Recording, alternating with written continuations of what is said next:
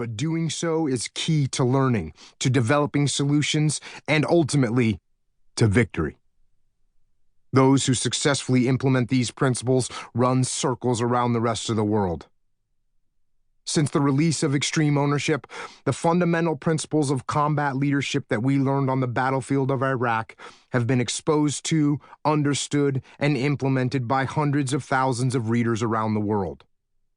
We've worked with thousands more individuals through our leadership consulting business, Echelon Front, and reached a vast audience on social media. We've also been fortunate to receive feedback from many of them on a daily basis. Their responses have been incredible. We've heard from readers who call the book life-changing, the best leadership book I've ever read, and exactly what I needed to hear. They explain how they have learned even more on the second, third, or fourth read through the book.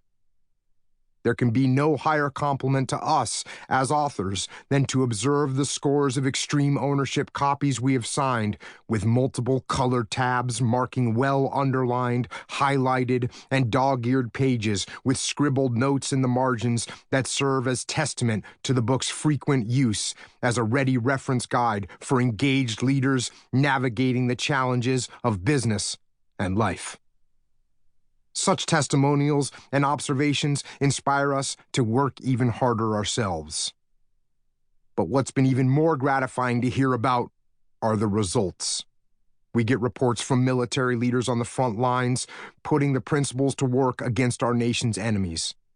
These leaders are leading up the chain of command to receive the green light for approval to launch on critical battlefield missions or utilize crucial resources. Chief executive officers of massive global companies detail how they have initiated extreme ownership in their organizations and observed their personnel throughout the chain of command step up and lead. We hear from first responders who utilize the lessons from extreme ownership in their official training programs to lead their troops in stressful and dangerous situations. All of these stories have reinforced what we learned in the SEAL teams. Leadership is the most important thing on the battlefield, and the principles of good leadership do not change regardless of the mission, the environment, or the personalities of those involved. Leading is leading. We worked with the division of a construction company that faced the grim possibility of shutdown due to systemic safety problems. But once its employees implemented extreme ownership, the division not only solidified their right to operate, but it also earned a top position in safety at the company. We've helped companies streamline their manufacturing process, make deadlines on their delivery of their product, and complete vast projects on time and under budget. We've guided young, capable, eager leaders struggling in antagonistic relationships with their bosses to implement the mindset of no excuses and no one else to blame. By taking ownership, checking their egos, and accepting the blame for a difficult relationship, they repaired relationships and regained the trust of their leaders. As a result, they achieved recognition above their peers and throughout their industry for exceptional performance. We've heard from leaders in the medical profession who tell us how explaining the why to their team and communicating orders in a simple, clear, concise manner greatly enhanced their team's performance and saved lives in the operating room.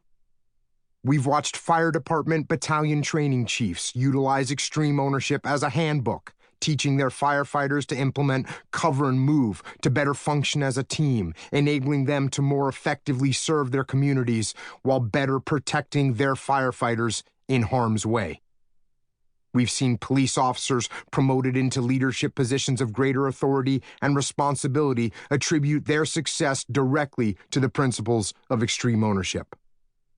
A number of school teachers, educators, and coaches have told us how the concepts of this book have made them better, delivering greater impact and improving the lives of their students and athletes.